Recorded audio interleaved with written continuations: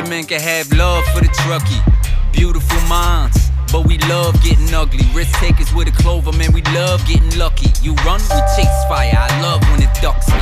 Tones go off, house watch, read the address out. 1075, get up off the magic couch. 500 gallons prepared for the baddest drought. Who else you want on the way when disaster's out? Can't even get a little bit rattled when you enter with exit apparel. Mayday, member down, they'll drag you. You won't get this from every Tom, Dick, and Harold, but here's a view from the top floor with Mickey Farrell. Surfside, give us a call.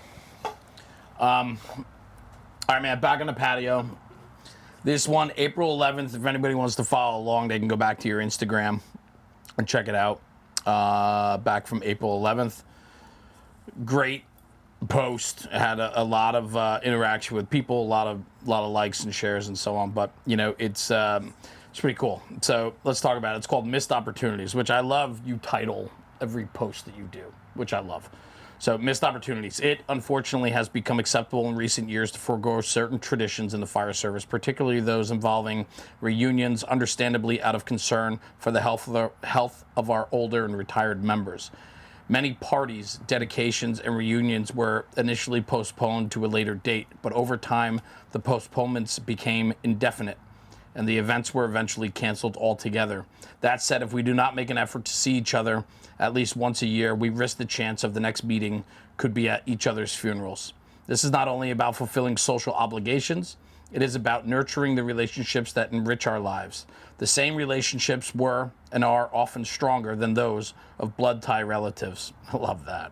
We cannot lose sight of the fabric of our connections have been woven through the love of brotherhood, the laughter of the kitchen, and of course the tears and heartbreaks we have endured together.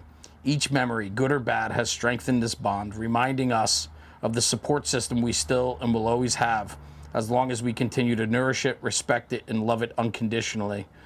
So reach out, plan that visit to your old firehouse or the next reunion, and prioritize the memories that shaped who you are today. Life is unpredictable.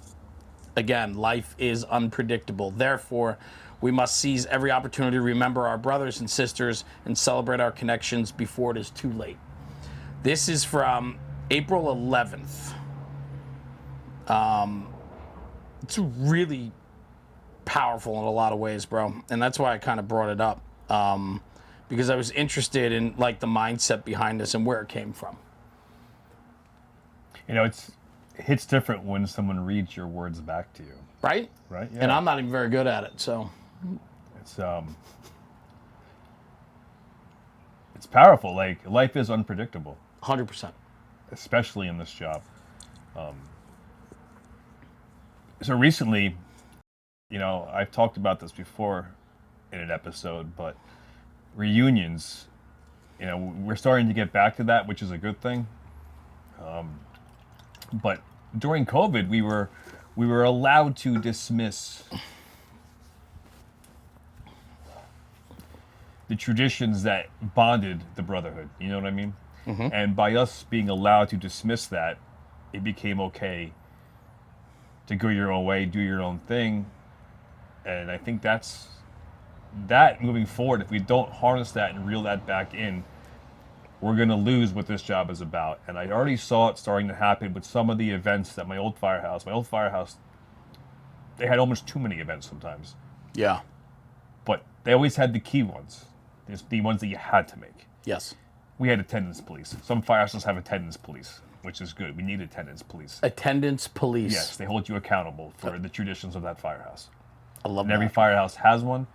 My old firehouse had a few of them. And it's good and bad. Were you one of them? No, I was not one of them. That surprises me because I know how important that is for you. But I do know that times when I chose in my mind not to do things that I didn't want to do sometimes, I knew that I was being held accountable to do it. And that's what made that firehouse special. So it's like if you transfer into that firehouse, they have a discussion with you. Like, listen, this is an all-in firehouse. You have to turn out. Don't turn out, find a new firehouse. Who has that conversation? The senior guy, but not the senior guy. It's that middle management, the type A. The guy who kind of runs the events, the guy who takes it very, very personal if you don't show up. Yeah. It's like not showing up to his birthday party. right? We all need those guys. I'm thinking of one right now. I'm going to have him on the show. We had it organized. We were going to do it. And there was 9/11 funeral, and he canceled. And I said, bro, that's not a cancellation. That's an obligation. Yes. So do what you have to do, you know? So that's the guy every firehouse needs. And when we had an ability or an excuse to lose that guy or to lose that accountability, it kind of got loose, you know? Yeah. Well, I think COVID, right? COVID was a good example of that. And I think a lot of that was referring back to COVID, right? And it was a time where we allowed the outside to influence our inside decisions. Yeah. And you talk about that a lot, right? You and I, we've sat on my patio like we're doing today, and we've shared a lot of conversations now. And a lot of it is, for you, you talk a lot about the outside influence, the politicians, the people that don't sit around the table, that don't shed a tear or bleed or laugh with us. Yeah. We allow that interruption to come into what we know and what we hold sacred, like COVID, and it changes everything. Yeah, I do remember a few events where the beginning of COVID and then towards the end of COVID. Now, to me, not to get political, I think COVID, I mean, let's not get political. We don't have to. But there was a beginning and an end. Yeah, for right? sure. So in the beginning, we still pushed some of those events, and guys got sick of them. Yes. So with that middle and important time of losing that brotherhood, the important times became where we got into social media more. We started doing more FaceTime with people, where it changed the game and what we're doing right now, to building the confidence of being able to put yourself out there. Because during COVID, that was the only form of communication we had. So, but that changed the firehouse, because we're not FaceTiming in the firehouse, we're living together. Mm-hmm. But we're losing those traditions that we were held accountable for. Now, towards the end, we tried to push the envelope a little bit more so to get back to reality. To get back to the norm. But getting back to that reality, getting back to that norm, that middle core, we lost some good quality events or good reunions that never came back. And so I do challenge the ones that are listening that if you are in that situation and you remember events that you once had prior to COVID and you don't see them happening anymore, start it up again. Do it again. Be the guy who's gonna take it and run with it, you know? I think what's really interesting is, like, it's almost at times we look for an excuse not to have to do something anymore. You know, when we have events or we pull together the picnic or the barbecue or the clam bake or whatever it is, it takes a lot of work. And I can speak to it in the volunteer sense, you know, as departments are doing more and more with less and less. You know, some of those events that we used to cherish and that were institutional for us, that were requirements, you know, we've lessened the load of events these days because it's just difficult to manage and it takes work. And when we lose track of that, I think we allow, I don't know. I mean, I'm conflicted with it, right? Yeah. And I think that's why I'm kind of like all over the place with this. And I'm trying to form my own thoughts on it as we're talking, because as much as I'm like, yeah, we got to hold that hard line. We got to keep the way it's been and have the events we've always had and recognize those like we've always done. The other thing, though, too, is that we constantly evolve. And the fire service is evolving, and there are going to be times where something that was of a traditional sense might have to change or look different today than it did even just 5 years ago. Not even the look or the change. I think a lot of it's the way we live. Like, life's different. Yeah. Everything's so expensive. Yes. Guys will take money over tradition, I think, more so now than they ever did before, because you can't make ends meet. You can't pay the bills. You can't pay the mortgage. And I think that's a problem. I know where the problem comes from. I don't know how to fix the problem, but Yeah. I mean, just to go shopping and get some groceries, we're talking quadruple the prices we paid only a few years ago. And that affects tradition in the fire service. That affects the meals in the firehouse. That affects the events in the firehouse.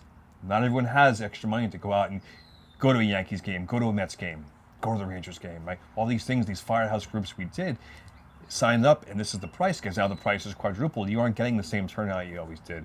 And I think that the economy we're living in today is affecting the tradition and the culture of the firehouse, the fire service in general.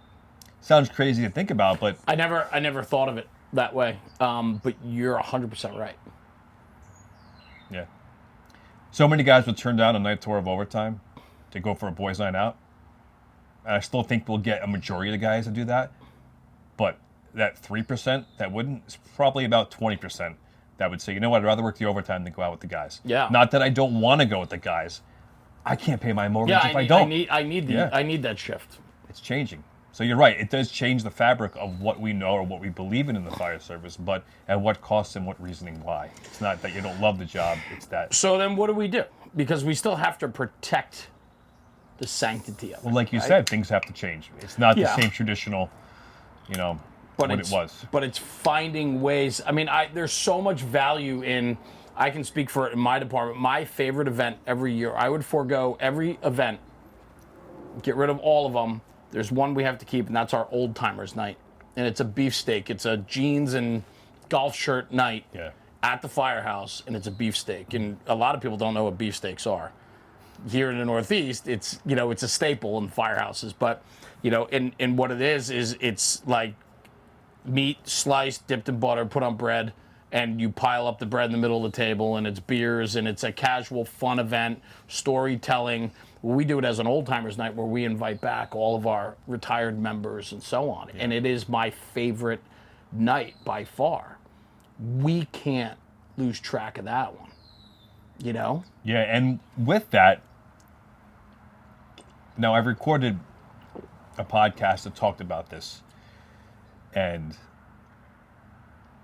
I'm seeing it firsthand, but now that I'm kind of removed, that I'm getting a little bit older maybe. Yeah. It's funny, I was on a podcast yesterday, and the guy starts off with saying that, he says, well, you're not young, so how did you get involved with all this? And I thought for a moment, I was like, you know what, he's right, I'm an old man at this point. Social media, how'd you get involved with social media? Yeah, how am I doing the podcast with me? Right. Because I'm not a young man, I'm an old man. I love that. I was like, wow, all right. But, yeah, coming right at me. Yeah, but when we go to these events, the old timers night, the beefsteak, or if you go to a reunion, a Christmas party, don't treat it like it's the kitchen table.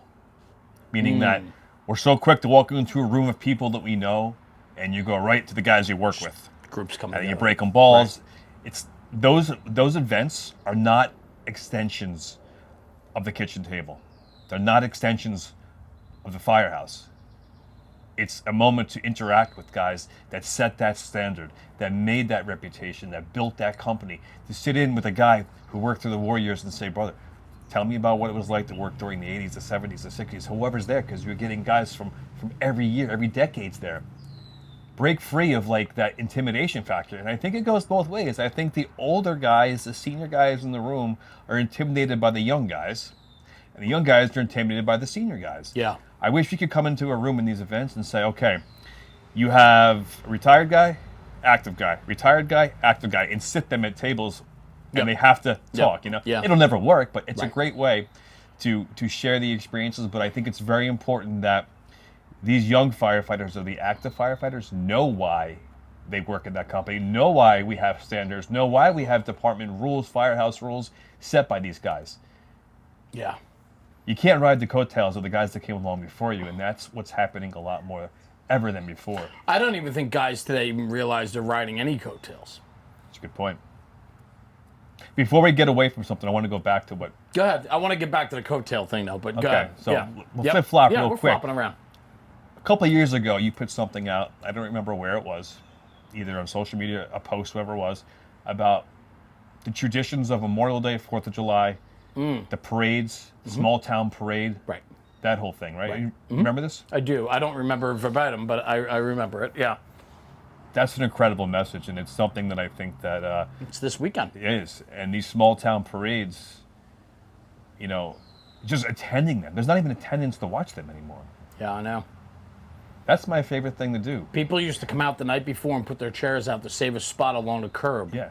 To have a good seat. And now we're going to have a parade tomorrow, and there'll be, barely a crowd. I don't know where we lost that tradition. I think a lot of things have taken hold of the meaning of weekends like this weekend. Coming up, we got Memorial Day on Monday, right?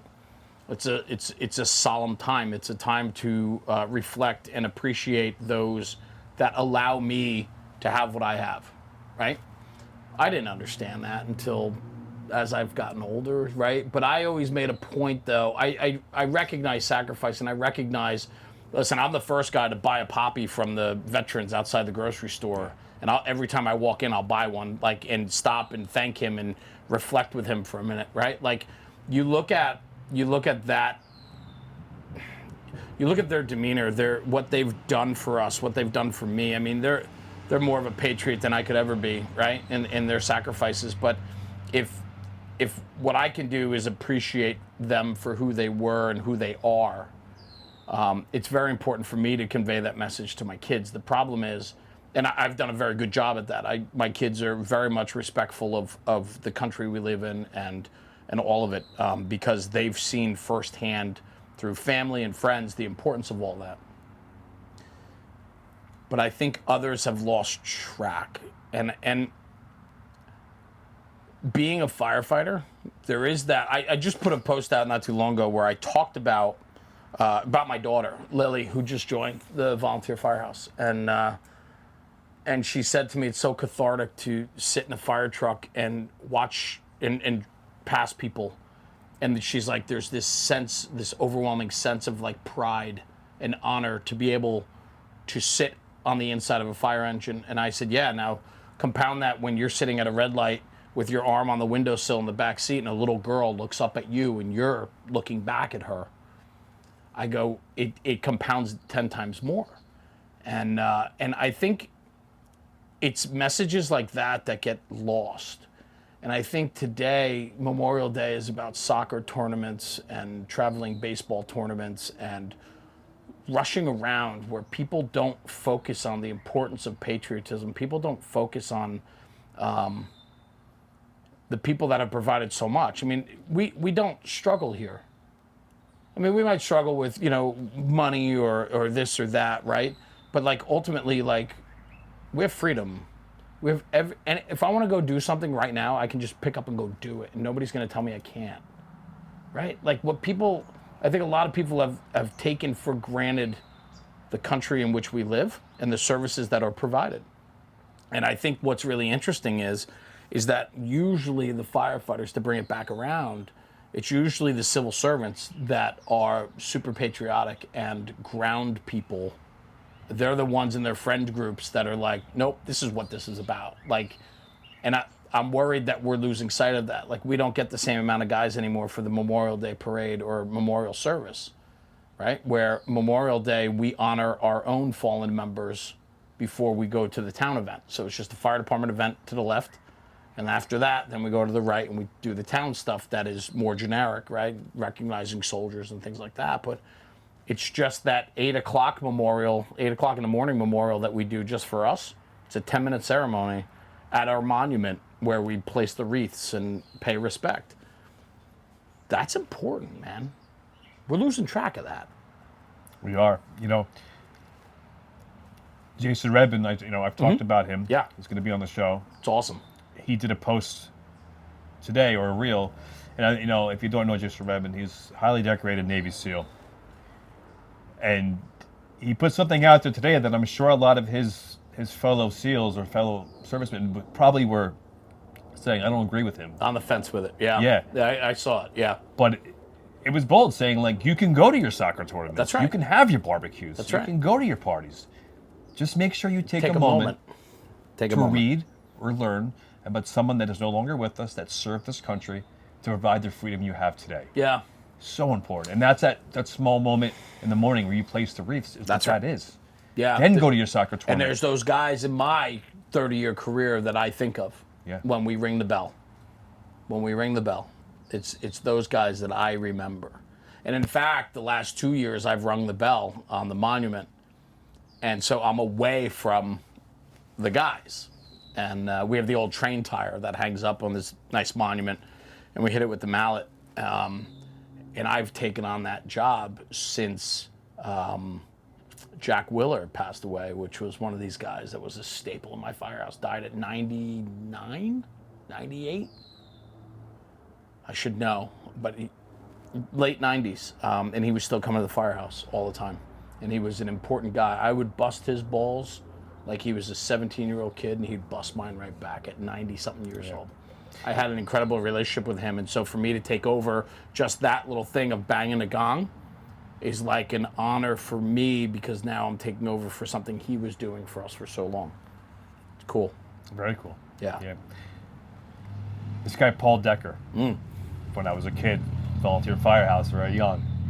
This man stormed Normandy. Wow. And he stood next to all of us kids growing up. Right. Memorial Day for that service, because I think every small town had one. And he would sit there and he would just salute. Not realizing until years later who he really was. Sure. But then looking back and reflecting, like he stood there with 18-year-olds, with business people, bankers, carpenters, plumbers, and himself, who stormed Normandy, stood there to pay their respects for that moment. It just shows you the walk of life and the people that the volunteer fire service draws. It's important. You know, we're so quick to dismiss the volunteer fire service. I think when you dismiss the volunteer fire service, you're dismissing small town culture. That was my post, right? To bring it really back to what you brought up. I think that was the gist of the post that you referred to that I posted years ago about the importance of that civic mindedness. Yes. That civic pride. And number one, Main Street is always your firehouse, right? The first firehouse within the town. It's the, City Hall, police station, firehouse, right? Library, first school, right? It's like, that's your Main Street, right? I think that there is something very Americana apple pie about that. And I think that we set that tempo. Tempo is important for you. We set that tempo. Like, if we don't have a good showing, the community can understand that we're losing that too then. If we don't have guys in uniform that are crisp and clean and ready to go, right? The people understand, the fire department's not what it used to be. I remember when I was a kid, there used to be all these trucks and all these guys, and now there's, 4 guys in one truck, and, and it's just all of that. And I think we need to be more cognizant of it. I think it needs to become important. I think we need to value, to be at the firehouse instead of going down to the shore that weekend, right? For us in New Jersey, right? It's a big thing to go away and, and so on. And I'm not saying there's anything wrong with that. And the family absolutely comes first. But it was always a proud moment for me to go to the Memorial Day service. We used to do a parade. We don't even do a parade anymore in town. It's just a service now, right? But I would bring my kids, and my kids would ride in the back of the antique, 1926 Seagrave, and they would stand there waving their flags. And like, even when they were 6 and 8 years old, they understood what it meant to be in the parade waving that flag. It was a joyous time where they had respect for what they were doing. And people are cheering for them and clapping back. And you think about that, that's how you instill like a foundation in your kids, is give them opportunities like that. I think it's important. Going back to that small town parade, Memorial Day versus 4th of July, where I grew up, we had 2 of them. Memorial Day somber, July 4th, yes, sirens right. and lights. So I remember as a kid asking my dad, saying, how come Memorial Day the fire trucks don't make all the noise, and then 4th of July? 100%. And my dad told me, he goes, Memorial Day is not about us. It's not about the fire department. It's about the country and what people have done for us. It's not about us. It's about what other people have done for us. And let's remember them by being somber. It's a somber day. We'll have fun tonight. Right now is a somber moment to memorialize these soldiers. And that stuck with me my whole life, Yeah. And then like the 4th of July parade was a big party, Obviously we're celebrating our country. Yeah. Like, 2 very different vibes, 2 very different important messages that we're losing in small town America. We're losing it. We have the opportunity to travel all over the country and do this, right? So I do find when I get to certain parts of the country, it's still very alive. But not so much in the Northeast. Maybe because it's gotten so expensive to live in these areas that it's pushing out the blue-collar workers that are the ones that are volunteering their time. I look at my community, right? 25 minutes outside of New York City, upper middle class, right? I mean, it's expensive to live in this community. I'm fortunate to be able to be born and raised here and then keep my family here, put my kids through a great school system, live in the place that I live, and I'm very fortunate for that. But I look at how this town has changed over the last few years, let alone the last 10, 20 years. It's changed very much. The civic-mindedness of people alone is not what it used to be. Right, we used to have people that volunteered for the library committee and coaching and all these different aspects. Like I remember as a kid growing up, you were a camp counselor in town. You painted the lines on the baseball field for the rec department for $5 an hour. You know what I mean? Like there was like kids were riding their bikes and kids were doing this and that and all those things. That was like that's what a town was. And this is a town that really doesn't have a downtown. There's not really an area with sidewalks and so on, but there was still really a sense of community. The sense of community is nothing compared to what it was. There's still a sense of community here. It's just very different than what you and I were accustomed growing up with, right? It was like, hop on your bike. It's the Memorial Day parade, and you would ride your bike across town just to get there so you could ride your bike around all morning while the parade's going on. You know what I mean? Yeah. I mean, how many Mercedes and BMWs are in the volunteer fires parking lot? Well, not many, but... And the reason why I say that is because those guys aren't the members. That's what I'm saying, yeah. Right. But if you go to the high school... Exactly. Drive past the words out of my mouth. My daughters are at 2 different high schools, and the amount of Porsches, BMWs, and high-end, vehicles in the parking lot are insane. My first car when I was 17 years old was a full-size Bronco. I bought it for $5,000. It was a 1986 Eddie Bauer Bronco. It had like 90,000 miles on it. It was rusting out in the tailgate. I loved it. It was my favorite car, man. My first car was a Ford Bronco. I know. This is 1986. Insane. And the only reason I got it because my dad was the fire chief in town. So they gave was him it the an car. old Chiefs car? No. They gave him the Chiefs car for the year. You know how that works, right? Oh, so that was his truck? It was his truck. He let me drive it because I just turned 17. What do I do? You didn't wreck it, did you? I wrecked it. One of the worst days of my life because he designed that truck. It was his love. Oh, really? I totaled it. But I'll never forget. Blue and tan? Blue and tan. I had the red and tan one. Did you? Yeah. Yeah, you and I blue and tan? Yeah, we talked about this. Yeah. Yeah. I remember I put a 12-disc CD changer in that truck. That was like high end, man. That was like $300 for one of those back then. I just it's memories like that. But I don't want to come off with this. I don't want this message to resonate being like it's just not the same and we're complaining. I think what we have to do, and kind of just to get back to where we were, right, is like times do change and communities changed, people have changed. It doesn't mean that it's right or wrong. It's just we're in a different place today. But I think we have to maintain the core values of what's important. And I challenge guys in the firehouse, and I challenge people in their personal lives. Carry on values that are important. Take your kids to those parades. Take a morning off from doing things around the house or going away that day to the beach or something and go to the memorial service. Take your kids. Like one of the biggest things that stands out to me was I haven't missed a September 11th ceremony except for 1 year. And that 1 year was because my daughters moved to a new school and they decided to have back to school night on that night. And that infuriates me, by the way. I had words with the principal that night. Good. I pulled him, I shook his hand. So it's funny, Mr. Donch, right? Like the name is known in my town. We've been around a long time. So the principal, oh, hey, Mr. Donch, and I shook his hand. And I said, hey, Mr. Kaiser. I pulled him in with a handshake, and I said, listen, did I ever tell you this? I think so. But tell me again. I said, listen, don't ever put me in this position again. He said, what position was that? I said, tonight's September 11th. I said, I should be down the road at a potluck dinner celebrating my friends that were lost that day. And instead, you made me decide to come here because my daughters go to school here. And you decided that September 11th was the right night to have back to school night. I said, you guys need to do better than this. My kid, Terry was mortified. Everybody was mortified, but it was right. I was 100% right. 100% right. And they know I was, but a lot of people wouldn't say that to an administrator at a school. And I was like, I'm furious. I said, I lost friends that day. And one friend in particular, we celebrate his life because on September 11th, 2001, when he was missing, guys went to the firehouse and it was people brought food and we just broke bread. And that was an important time. And ever since then, they do that same thing every September 11th. It's a potluck dinner. Just bring the families together. It's not formal. There's no class A's, none of that shit. It is the same as it was that night. Just come together, break bread, be family. And the school system made me choose.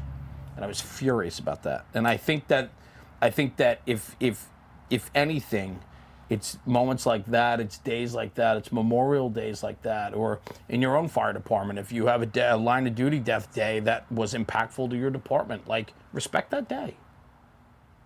Yeah, business has to go on, business as usual. I understand that. We have to do that. But you can reflect. Jason Redman, just reflect. Take a moment out of your chaos. Take a moment out of your life to just reflect on what's important about that moment. We can't lose sight of that. No. We just had the Chief Fahey run yesterday. I couldn't attend it, unfortunately. We do it every year. Battalion chief, correct? Yes. He was And killed when I on the say front we, porch, right? It was no, yeah. Well, the house. Yeah, right. Yeah. I say we, the job, the 1-9 Battalion especially, does a tremendous job with this. I couldn't make it, but what I did do, I had a conversation today with a good friend and told him a fire that I was working with Chief Fahey at. Yeah. And our conversation over the radio, and his remark back was, that man was excellent, and he was a professional. And we shared a few moments just remembering him and how good of a chief officer he really was and how he could really truly command a fire scene. Yeah. So if you can't be there, at least take the moment to remember it. The individual, the day, whatever it may be, It's so important what you're saying. But the September 11th thing really bothers me. Yeah. And I've had this conversation with my wife sometimes, and she gets it, but she tries to reel me in sometimes and say, listen, I understand that. Not that life goes on, but life goes on. And I say, but you don't understand when you're in my world, it's not a day, it's life. Every single day I You go feel to the work. impact of that every day. Every single day you feel the impact of that. Where we live, every single day we Yes. feel that impact. It's not one day. And this is where we lose sight when people come to New York City to visit on that day, to pay their respects. They do the right thing, but they have to understand that's one day for them to visit New York City. When they leave, that's every day for the people of New York City. You can't come and wreck that day. You can't come and party. It's not a party. It's not a party. Even people on my own job don't understand that sometimes. And it disgusts me. So if you are listening to this or watching this, and understand, please. I've talked about it on a different show, but it's not a party. You're 100% right, and I think that is a really good way to explain what we're talking about, right? It's like losing track of the true meaning of these days. People flock to Ground Zero on September 11th. I know firemen from here that have gone there for September 11th because the twilight bagpipe, the ceremony, and what are they doing? Crushing beers, throwing them on the ground, like the amount of or lack of respect for what that day is, right? Yeah. It's become a destination of the thing to do, but the meaning has disappeared. And I think it's the same with this weekend, Memorial Day. It's the same with July 4th, the celebration. Yeah. Even the celebration of our country, we need to celebrate that, focus on that. I just, where we are today, there seems to be a disconnect more than ever about how fortunate and how lucky we are. But the luck was built on the back of so many incredible people. And I know your job for sure has a lineage and legacy of guys that went through the craziest of times to build that foundation of your job. And I know how protective you are of that. And then it goes into what this whole episode's all about and how we started was you at 20-something years in, how do you parlay that to the 2-year guy now? And have him buy in that all this outside community pressure, if you will, societal pressure, and it's not even pressure, but it's light pressure. Any type of pressure, it's pressure. And it's like, it's just society's pushing on your 2-year guy that like, oh, there's other things to do on Memorial Day weekend than to stand at attention in uniform or go to a ceremony. Go to the beach, do this, go party, enjoy life. And it's like, and then how do you combat that? You know what I'm saying? And it's just finding a way to convey what the message is and having people understand the importance of that message.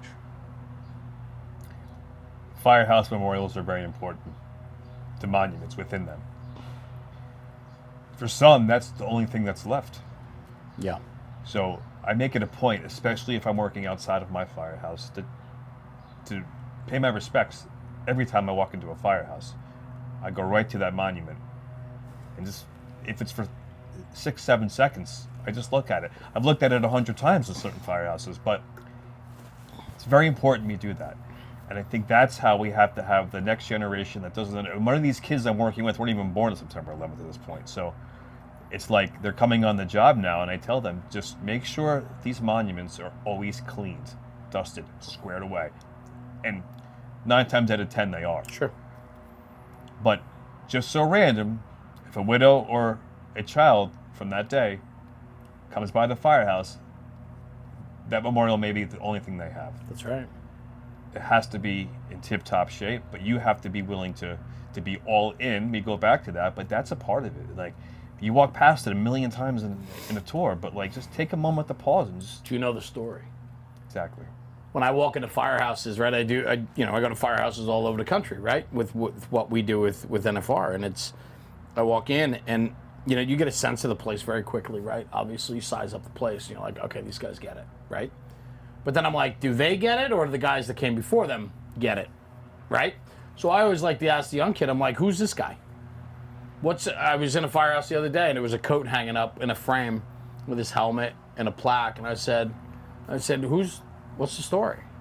And the guys knew. And I was like, good. I just posted literally last night a video of an interaction I had with guys in a town in New Jersey where there was a saying on the aerial. And I said, what's the story behind that saying? Well, it was a past member who was killed. He was a police officer. He was shot in the line of duty 30 years ago.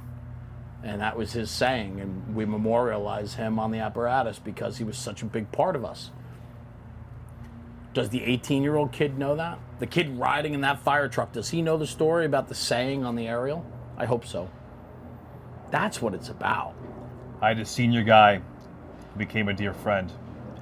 When I was a young fireman coming on the job, he said, I want you to memorize everyone in this firehouse that was killed that day, the first and last name. Because you're here because they're not. Yeah. And that stuck with me. And I would drill in my head every day. I would memorize the names. And he would quiz you randomly.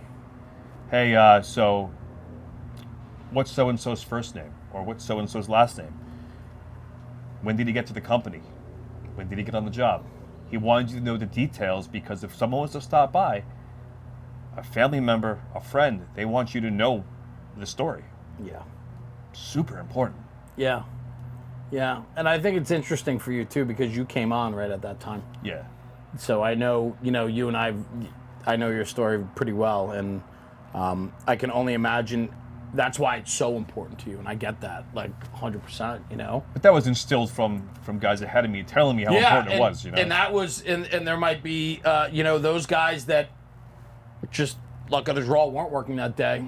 They got to make sure that their buddies, their brothers' legacy lives on. And that next generation that comes up, they got to make sure that those names are known, their stories are told. And we're getting so far removed from that day now where I truly believe that the Fire Academy, at least my Fire Academy, should spend one day. They go down to the museum, which is cool. I've never been. Have you ever been? Not to the museum, no. But even the Rock has its own library and the memorials. I mean, it's... But I think that they should have at least one day where that's all they talk about. Right.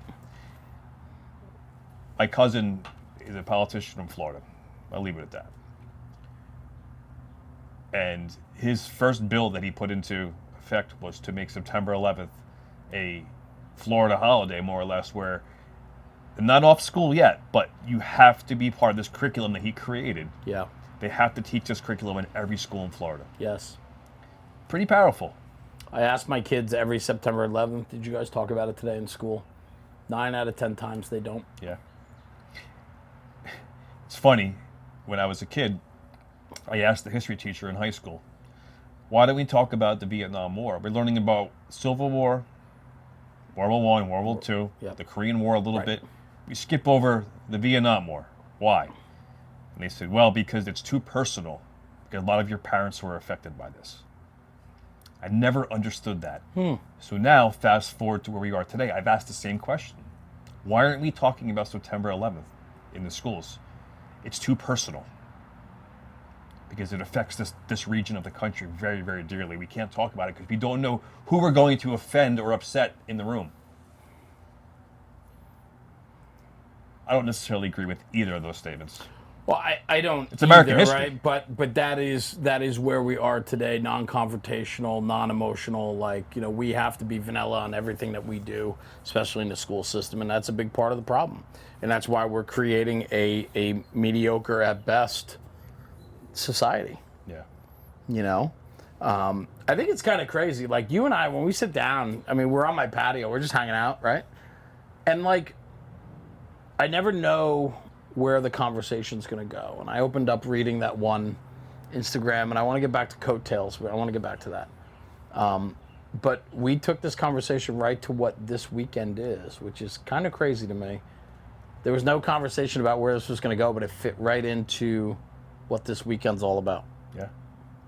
It's cool. I think it comes back when we were raised very similarly. So, I mean, Yeah, it's a big part of it, I think. I appreciate you bringing up that post. I forgot about that post about that civic mindedness. I want to dig back and find that. it's a great one. It's a great weekend to put it out there. I appreciate that. I think it's important. And like I always say in everything that I do, though, I'm guilty just like everyone else, right? I mean, Oh, yeah. I mean, that's it. We're just talking. Yes. Like I said, there's things that I should have done in my career that I'm like, you know what? I'm not going to go to this. But then you have that one individual in the firehouse, the attendance police. He's in the back of your head. You're like, you know what? I don't want to have to answer to him. I love that. And you go. Yeah. You have to be accountable. And we're so easy to slip into complacency on the fire ground or in life.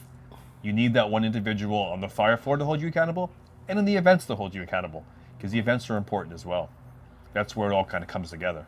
I agree with you. I there's so much to that, right? You and I, in the last time we were hanging out, we were chatting, and you talked about just the things that are happening, the kitchen table, and the guys that are up late at night having the conversations are the guys that typically you can come to rely on when the shit hits the fan on the fire ground, or you know they're going to be dialed in, right?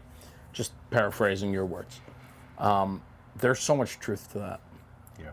You know, this job, career volunteer, is so much bigger than just going out the door in the truck.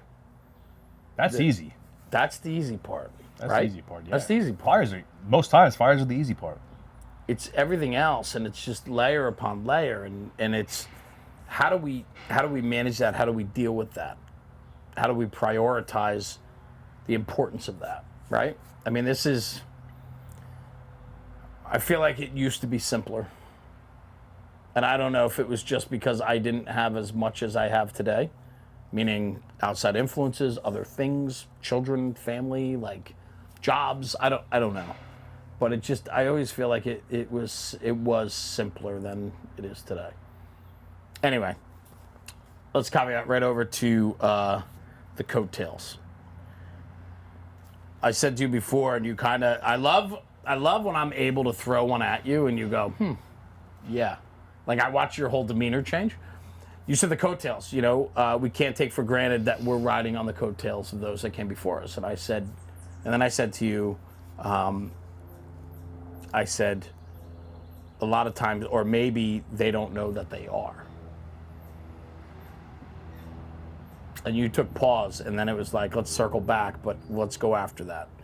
My point of all that was, you know, it's easy to say like you're riding on the coattails of others, but if we haven't done our job to educate today about yesterday, they don't even know they are. Right? I talk a lot about like foundation and knowing where you come from. And I said foundation has to be solid, right? The roots, the foundation, it all matters. Brick by brick, block by block, has to be solid, but it still has to be built on solid ground. You can have the strongest foundation, but if it's shaky ground, it's not going to be solid. I think it comes from consistency. So consistency ultimately equals professionalism, and we're not consistent in things, we start to lose sight of what the actual objective is and what the purpose is. But consistency comes from the top down. From the officer being consistent, the men are watching. The senior man setting the standards of the house has to be consistent. All the way down to middle management has to be consistent because the probies are looking to you for the answers. And then that eventually will form or develop what that team or that company is. If we're not consistent, if we're wishy-washy with things, it's very weak, like a weak foundation. You have to be consistent. I think that's where we're losing because we're inconsistent on a lot of things. And Why? this comes from the fire side, lack of work. Complacency kills. We hear it all the time. But you and I have talked about it. I want to get rid of that conversation. But it's the truth when you see the amount of runs certain companies are doing with the lack of fire duty. You get complacent. And with complacent, you see guys not putting their gear on every run. When not putting your gear on every run, you lack professionalism. Consistency equals professionalism. So if you're doing 6,000 runs, you should dress like you're doing 6,000 fires. Now I'm saying I'm guilty as the next one for not doing that. I'm not saying follow me, this is the way we do it, but we have to develop that idea and work with that idea. It's very important because that transforms to the meal. Well, you know what? We had a busy night. We had 6,000 runs. This year, we had 30 runs last night. We're ordering pizza today. And then the next day, you know what? We're ordering sandwiches. But it all comes from not having the payoff of the fire. The other day, had a fire. We didn't get back to the firehouse, I don't know, well into what lunch hour should have been. Guys went out and got the meal. Guys made the meal. In the back of my mind, I'm thinking, this speaks volumes for the character of this firehouse. Because we got beat up. Right. We had a first due job. And we're eating lunch late because they decided to make the meal instead of order the pizza or the sandwich. And that's what it's about. And when you lose that, you lose the history, the understanding, the consistency of the firehouse. And I think that's where these guys get caught up in having the collar brass saying, I work here, or the patch said I work here. But in reality, you didn't create any of that. You're just kind of riding on it. And like you said, they might not even know it. But I think that's where we're losing it. And that's what I've seen, at least, is why we're kind of losing this. I love it. There's a lot there. There's a lot in there. I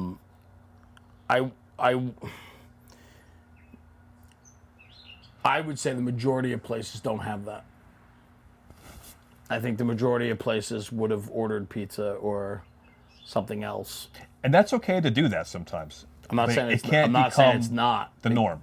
Yeah, but it there's that slippery slope, right? Like where it's we did it today, you know, let's do it tomorrow. Oh, we got a busy day again. I get that. Man, do I get that. How do we enforce that? How do we encourage guys to recognize the importance of that? I think maybe that's my question. In a day of DoorDash, in a day of Uber Eats, in a day of convenience where everything's delivered and everybody's eating shitty food to begin with, it's just even easier. That outside influence, right? This is why, like, what's really interesting, and I love sitting with you, is like, I understand a lot of that New York City culture because I have so many friends that are in it, right? And then talking with you, and like, I have such a fascination and appreciation for how you guys do it. But man, is that built on the back of those guys that came before? Oh, yeah. Like 100%. You know what I mean? Like there was none of that years ago, and it's that understanding. Like we don't do that here, and we don't let that creep in here, because you're a new boss in that house. You got a younger crew, so it's like these guys. You don't have all these guys with all these years and years and years of experience in your company, and yet they all fall in line to the values of which that company stands for. So if you like take that back, you take it back to the guys that for the last 100 years built that, right? That's freaking powerful, bro. Something that I witnessed recently, and this goes back to you're all in, right? Now I'm not getting into work-life balance. It's fine. Right. That ship Yep. sailed. No, right. But what I am saying, if the brothers make a meal, we sit down, we eat like a family, and you look around the table, and there's one guy eating something separately because he's on a health kick, you're out, in my opinion. Team player. There's plenty of meals I don't like, and I eat it because the brothers made it. It's a team, we're a family. You get the one guy, oh no, man. Brown rice, chicken. Yeah. That right there is a motivational killer. And by letting that slide, because now we have to let those things slide. Yeah. That would have never Right. been even an option Right. not that long ago. Right. But this is the influence, like we said earlier, the outside within those four walls, pressuring us to conform to everyone. It's a family, dude. You can't... What do I tell my kids? Yeah. Eat the broccoli. We made broccoli. Eat it. Yeah. I don't like broccoli. Yeah, eat it. I've seen you eat it. Eat it. Yeah. And if you don't want it, fine. Shut up, don't eat it, and then scrape it. Yeah, you're going to be hungry. You know, it's just, that's the little things that start the domino effect going the wrong way of how we're losing the fire service. In my program, I have this, we talk about when you make a decision based upon what's right for the mission, you'll never make the wrong decision. It's only when you insert yourself into the decision-making process could you make the wrong decision. Because that decision becomes now selfish. You've inserted yourself into that conversation.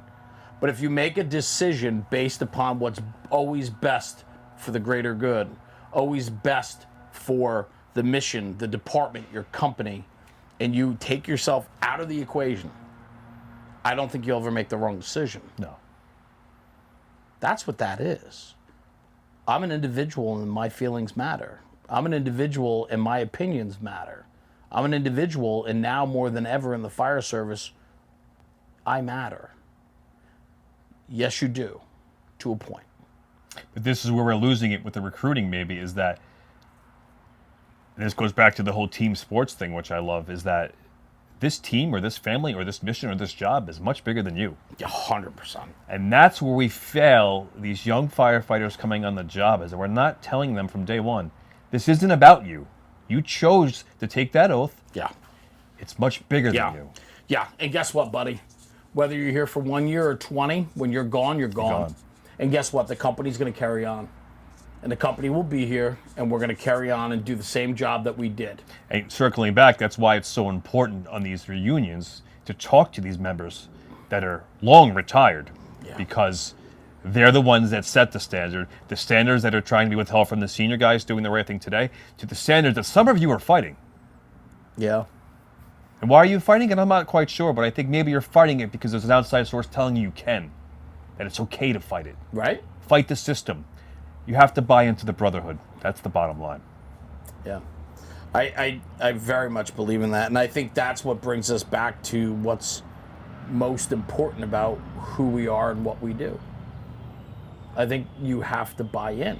And it's not about you. And I don't care if it's career or volunteer. Like, I say it all the time. You chose to be here. So you have to comply. You don't get to choose to be here and then complain, or choose to be here and try to rewrite all the rules to fit your needs. You chose us. Be a part of us. And a good senior guy and a good officer will be able to take the guys that feel that they didn't choose to be there, even though they did, and the guys that want to be there, and be able to, mesh them together Yeah. to follow the standards Yeah. of that firehouse. And sometimes it doesn't work. It doesn't. And then sometimes those people don't stay. And that's why certain people gravitate to certain places. That's right. I think there's a lot there, but I love it, man. I can sit with you for hours and hours. I think this is why you and I get along so well. But I mean, it's just a fun conversation, man. Yeah. You know, it's from the heart, and it's just built on what we've come to know, and it's our upbringing. It's how we were raised in the fire service and where we are today. What the one thing I do want to throw out there, though, when we have conversations like this, a lot of times it hits on the negative.